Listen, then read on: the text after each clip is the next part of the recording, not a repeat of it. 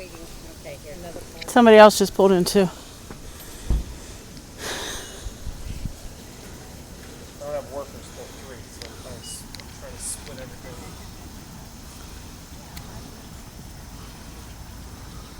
So on a typical Friday, if you ever come, I was just telling ladies, it gets really busy around 6:30. But we'll start serving food at 3 o'clock, and we'll do sampling. So yeah, it's last night we had probably about 60 cars in our front yard. The parking lot's filled up. Yeah, on Friday nights we're really busy. Hi guys. Hi. How are you? Fine, thanks. How about you? Good. I'm Jeff. I'm the owner. I'm going to show you a little bit of our production and our bottling, and we'll come back and if you want to sample anything, and then we'll get you some glasses. So you can come with me a little bit.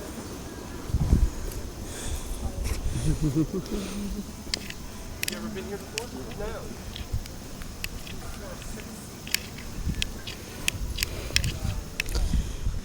Hear what you're saying. I can't hear. We'll get up there and listen. Oh, Royal said if they have a sweet wine, she'd like you to pick it up and she'd pay you for it.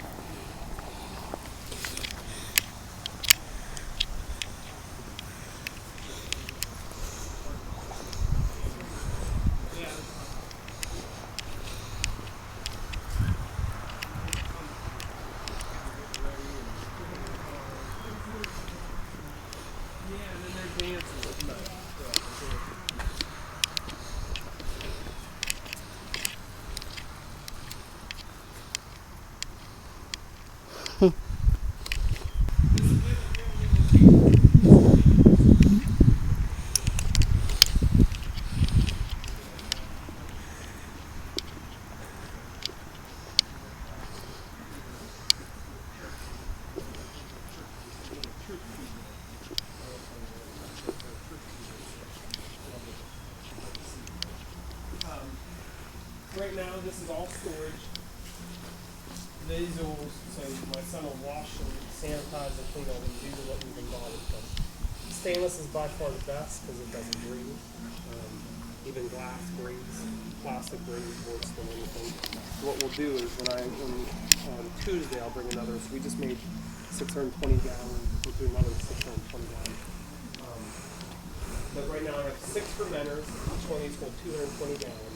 I'll do about 200 to 220 gallons at a time. What we'll do is we'll stay in these tanks. We'll cover them with a sheet. We'll put a band around here so we'll purify them and get a little bit. You need oxygen once you put your yeast. So when I pick up my juices or when we press juices, you got to get to about 60 degrees, but make sure your wild yeast doesn't take off. So what we'll do is and I'll show you different yeasts that we'll use for different wines.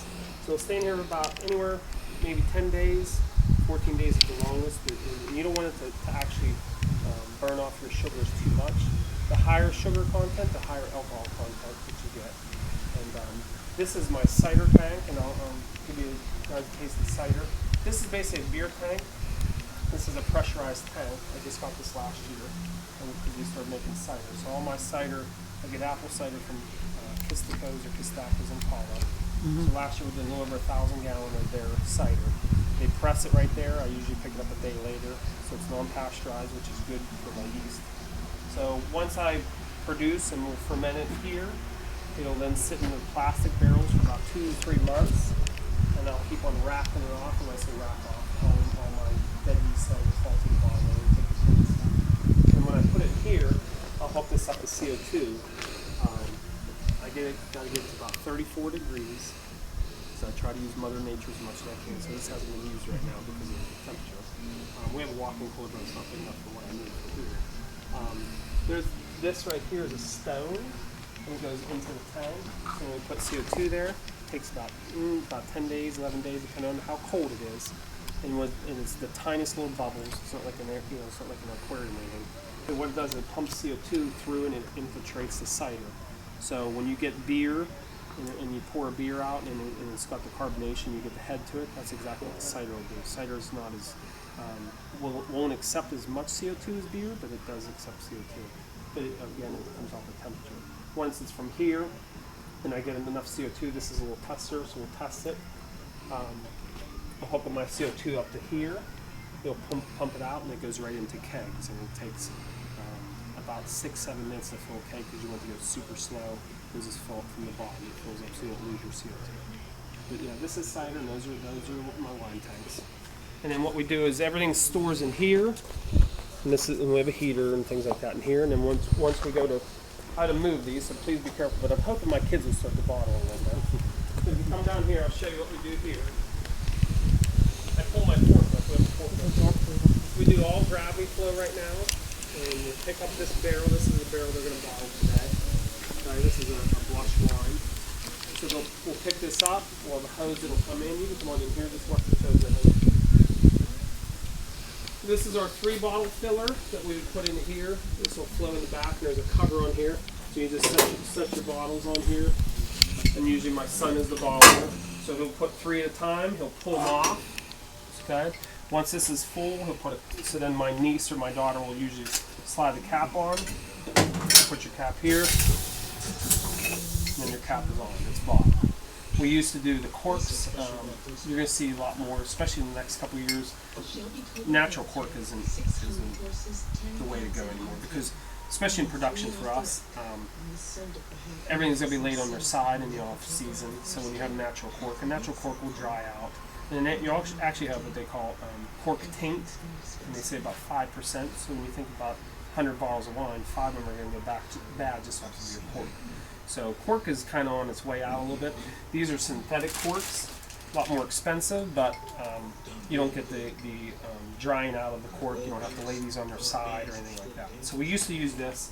I will do my Pinot Grigio and my Chardonnay and put these synthetic corks here later on in the week. Once we bottle, so this is our little production line. And then, so this is actually, these got to go over to the winery today. But as soon as it comes off of here and we put the cork on, we put the bottle here, and it's labeled. And then it goes into, and then we usually have a stack right here or a pallet here, and then we'll either drive it. And these are just some of the more popular wines that we'll label on do over here. Oh yeah. But, Like that. we can do in 60 gallons. We'll do 20. It gives me 24 cases of wine, and then it takes about 40 minutes to bottle that. So. No, it's different. And then when we oak our wines, like our dry red wines, we drink dry, and you can see the difference here. So everything is in stainless and stored in plastic the first couple months, but then it goes into stainless. This is a heavy toast, a dry dark toast, and this will give you like more coffee tones and things. And then this is a medium toast, and you can see the difference in the colors. So once I drop this, so in 60 gallon with my dry reds, I'm gonna pick up that television show. Starting to fade away from these. It's just so much nicer. No. So they say in the first 3 days you get about 70% of your own flavors in, but these will stay in for about 8 weeks. So all my dry reds will stay in tanks for at least a year. All my sweet wines, I don't dare touch anything under 5 months, just because you have too many active yeast cells and you try to do that. But and then as far as the yeast, this is the most popular yeast. I don't use these, I just basically give these away. But this is a really easy, non-forgiving yeast. But all of my wines right now, we use 8 different yeasts, and then for my ciders, I use 3 different yeasts. This is for like a Riesling, like a semi-dry white. This yeast right here, the 71B, so they give you different characteristics. This is for Pinot Grigios and Chardonnays. This is for like a sweet wine. My red wines are totally different. But then when you use different yeasts, you have different temperatures that'll go off of that. This one will ferment.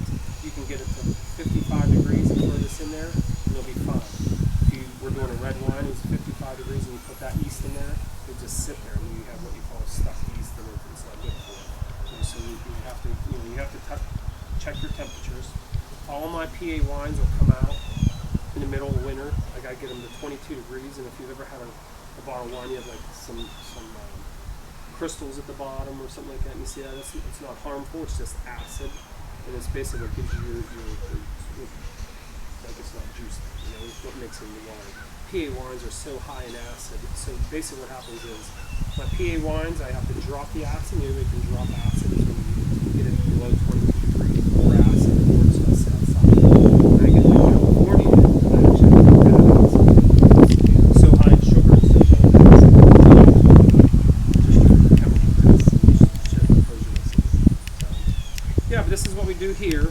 do it. And then once it's bottled, some will stay here, some goes back in. This is a 6-car garage. And then, so there goes 2 bays back in, and we kind of store back in there, and I make a cold cellar in there. But, Do you raise your grapes here?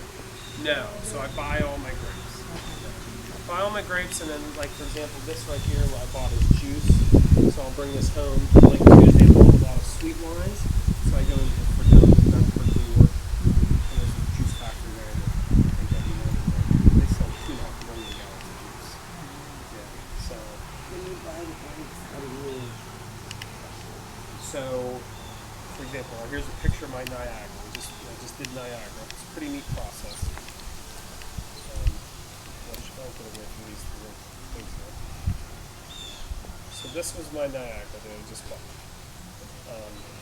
And each one of those bins is a ton, and each one of those will give you about 160, 180 gallons. So what they'll do is, it was pretty neat. So from those grapes, when they bring them in, they press my Niagara, they dump it in a big hopper, goes in and mashes everything. Everything, all those, now those, a lot of those are destemmed, so just pretty much grapes. Mashes it, goes into a big, huge fermenter, probably about 4 times the size of that, and they put rice hulls in there. And they dump sacks of rice hulls, and what that rice hulls, it makes a big slurry. And then there's a big auger in there, and then once it goes from there, it goes into the press. And what happens is all those rice hulls, there's not rice in it, but the coatings of the hull, it'll go against the walls of the press, so it'll clog those up, and then the juice comes out, and then all the rice hulls stay there. And then all your skins and everything stay in there. So then what they do is we'll take that out, and it literally is just a big sideways drum. And they'll spin it around, they'll open it up, and just hose it out real quick from the outside. All the hulls come down, all the skins. And then within 45 minutes from grapes to being back out in the field in fertilizer, within under an hour, they put it right back out there. Wow. So it's pretty neat. It's a pretty neat process.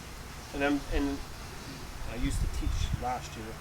And I would go up on the weekends and get to do that. And when I do my dry red wines, we use what we call bladder press. So we'll put all of our grapes in there, and we'll destem them. There's a machine that does that. Put in a bladder press, and it's literally, it looks like nothing but a big balloon, and then we put air pressure to it. And then what it does, it smashes the same thing and breaks down the membranes. And then what we do with those skins with red wines, what you want to do, and like for example. If you ever hear of rosé wine, right? Rosé wine is nothing more than Concord. Great. But what they'll do is, that rosé doesn't sit, like the Concord, you take those skins, you can get all the flavors from the skins, right? Well, rosé, they only let that sit on the skins a little bit, and that's what makes a blush wine. So when you see blushes, that means it just pulled the skins out earlier than when it was, and you will get all your colors and things like that. So, yeah, we do bladder press, and then, so now, kind of outgrown my buddy that I still buy his grapes, but I just keep I have produced way too much more than he's producing. So You think it'll keep getting bigger, or is there a limit to where you want to be I don't on know. that? We're getting in some restaurants. We're in a couple local restaurants. We're in 4 restaurants right now, and I don't want to get too much bigger, especially here. It's kind of intrusive on the house. You know what I mean? We live here, but our second location will be more year round. This is seasonal. Will be retail outlet? It'll be just as a winery like what we have here. But like here, we're only open Thursday through Sunday, and we open up April, and then we'll close down Thanksgiving weekend, and we'll do some Saturdays up to Christmas, and then we shut it down for like 3-4 months. Over there, that'll be more of a winery/restaurant as well. And it's in Vandergrift, It's in Vanderbilt. Yeah. So. in the town? Or? As soon as you pull in, you can't really miss it. When you go in the bypass, the very first stop sign, the church is right there. Church? Yeah. It's a big Lutheran church. So Oh, okay. This is my wife's church, actually. So, yeah, watch yourself here. We'll go around, and I'll get you some samples and get you some wine glasses. Then you have to come to the church, because then you'll see what my table is in my bathroom.